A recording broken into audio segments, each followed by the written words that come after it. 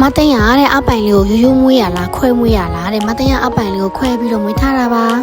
တော်တော်များများမေးထားကြလို့ဖြေပေးလိုက်ပေါ့နော်ဒီဗီဒီယိုလေးမှာကြတော့အပိုင်လေးနဲ့မသိနဲ့ရန်ကုန်ရောက်တုံးလေးပေါ့နော်အပိုင်ဖေဖေလည်းပါပါတယ်ရှင်ကင်မရာမန်ကတော့အပိုင်ဖေဖေပါပေါ့နော်ခုနေ့ကမသိကထားတယ်ဖင်လုံးကထားတဲ့ဟာလေးထဲမှာမသိကလေးလေးလာမေးကြတယ်ကလေးလေးတွေကမသိရဒီ dreaming fancy ကဝယ်တာပေါ့နော်သူကဆိုင်ခွဲကြီးအများကြီးရှိရရန်ကုန်မန္တလေးဆိုင်ခွဲကြီးအများကြီးရှိပြီးဒီမှာမသိဆိုင်ခွဲလေးတွေမသိတစ်ချက်ပြပေးမယ်နော်ဒီမှာသူကအဲ့လိုမျိုးဟဲဝစ်လေးလည်းအများကြီးရှိတယ်မသိဝင်နေကြဆိုင်လေးတစ်မျိုးပဲနောက်ပြီးတော့မသိ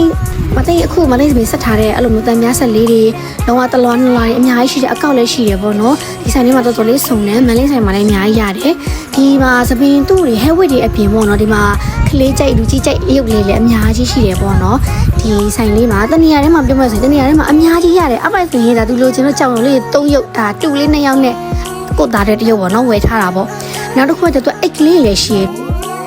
အဲ့ဒီကတော့မြင်တဲ့အတိုင်းပဲဒီဇိုင်းကတော့အစုံပဲနောက်ပြီးသူတို့ fancy လေးတွေနက်ကက်လေးတွေဆွချိုးလေးတွေအများကြီးရှိတယ်ဆွချိုးလေးတွေမသိရိုက်မိလာတော့မသိဘူးပစ္စည်းတွေအရင်အများတော့မသိရိုက်ဖို့မိသွားရဲ့ထင်တယ်